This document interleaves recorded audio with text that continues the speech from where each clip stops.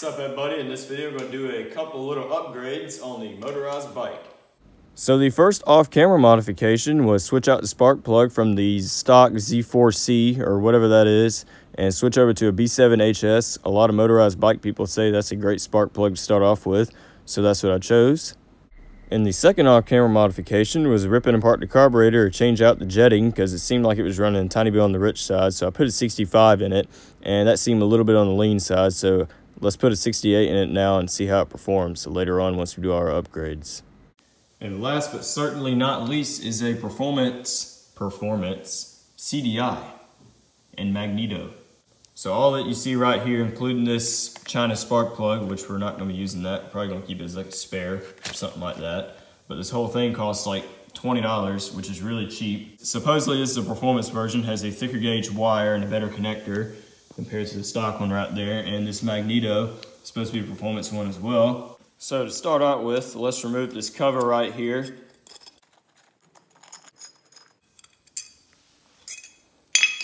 And here you can see the old magneto unit. Just so you know, this thing is completely stock. It came with the kit and it's about 3 years old. And the coil, it's the same way. Everybody says these things go out pretty quick, but this has lasted a good while. But I think that's going to be a little bit more reliable. So let's unscrew these screws, clip the zip tie, and remove it and replace it.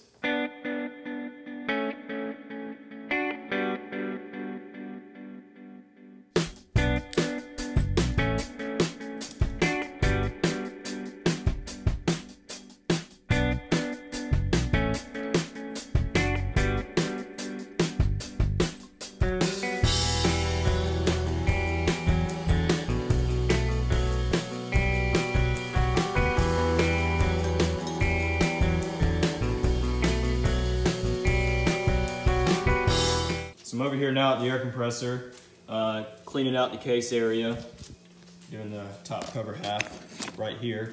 And while I was over here, an idea kind of came to my head. And the idea is to slightly adjust the ignition timing. By advancing the ignition timing, you will have a little bit more top end power, and by retarding the ignition timing, you will have a little bit better low speed cruising power. And I kind of want a little bit better top end power, so I'm just going to take the nut off of this magnet and just ever so slightly advance the timing, just a little bit, not too much though, and I'm gonna see what the difference is. So I got a 14mm socket on my impact, so I'm just gonna put it on here, make sure your clutch is engaged. I'm just gonna rip it off. Just like that. And just so you know, on these bikes, the engine rotates this way. So I'm gonna shave just ever so slightly, a little bit on the back part of this keyway, right there, so that way this magnet is going to be just over a little bit more. So I've already started to do it, and what I'm doing is I clamped it in the vise and I'm just kind of going over a little bit with the file. See, I shaved a little bit of that off, just ever so slightly, so that should make a pretty big difference.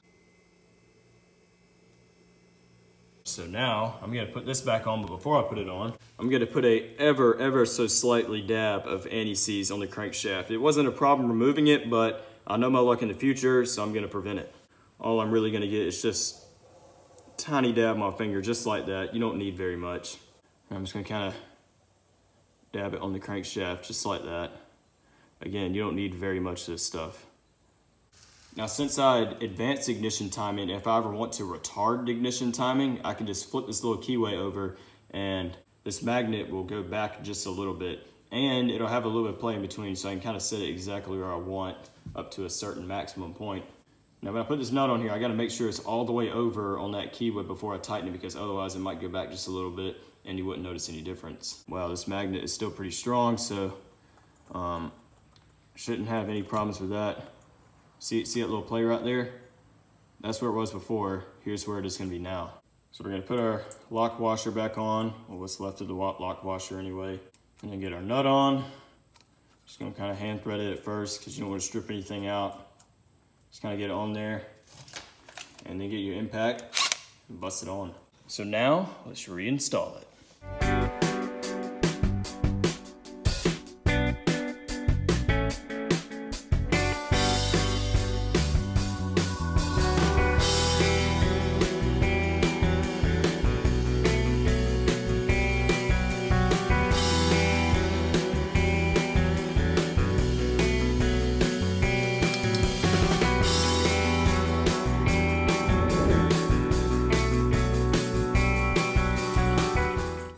Alright, so now let's test it out. Just so you know, this has a 68 jet in it with the needle all the way in the very bottom.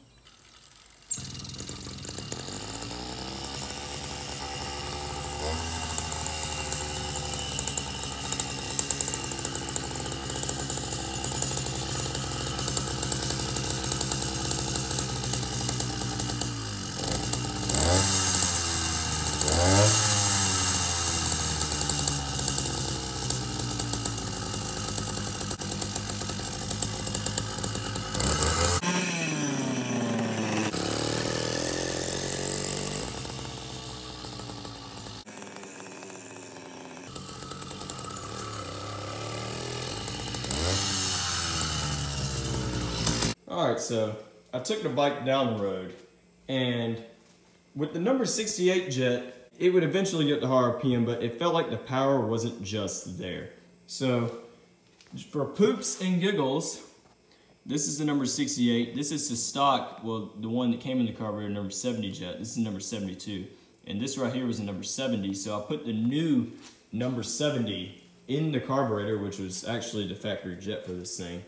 And you know, the filter's removed, you got the muffler mod, advanced ignition timing, you know, obviously you saw all that. 35 thousandths gap. This thing rips now. When I give it full throttle, before when it was lean, it would really struggle to get up there. But now when it hits that full throttle, it goes on up there now. And I think 72 is gonna be a little too big if I try that, because it four strokes just a little bit when it's cold, which makes sense. But when it warms up and when you give it full throttle, it runs fine. So I'm gonna keep the jetting at number 70. And if I remove the exhaust, I'm gonna remove more air, and it'll just kind of make sense to keep the number 70 jet in there. And yes, I would like to buy the expansion chamber, either with the one goes right here, or I'm kind of thinking about the one that goes along the side, kind of like Cooter's carport. So yes, exhaust is the number one biggest thing, but it has to be quiet. So if any of you know of a performance muffler, high flowing exhaust, that is quiet, please let me know. Now I have seen the pipe that comes along here with the silencer on the end of it, and I'm probably thinking about getting that. And if you want to see the video where I did the muffler modification, there'll be a link to that down below.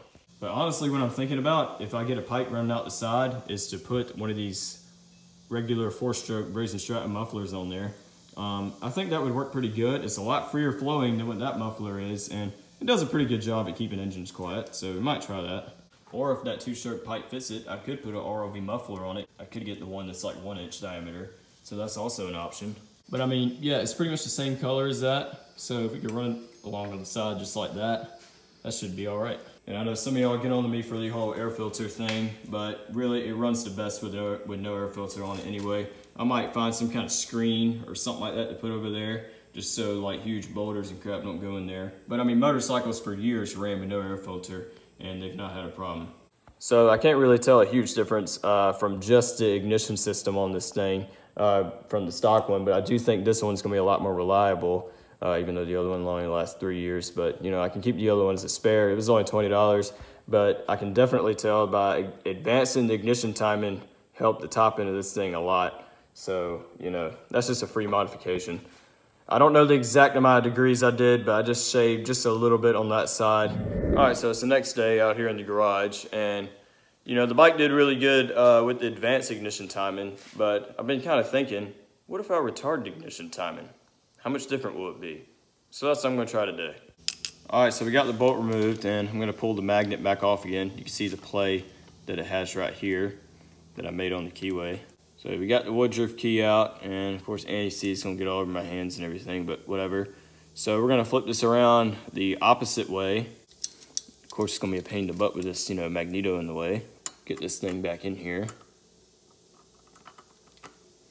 And the beauty thing is, not only can you advance your ignition timing, but you can also put it back to stock, which is like right there. Or if you want to retard it, you can also put it back to stock. So we're gonna move it back. So I'm gonna tighten this bolt up, and I'm gonna go test it out. All right, so I got it all adjusted on there, setting everything, and held it in place with a pair of pliers. And a little tip with that little impact wrench, just get it on there and just give it a couple of ugga-duggas, that's it. Do not over tighten this thing, because you will screw up the crankshaft, and then you won't have any bike whatsoever. All right, here we go.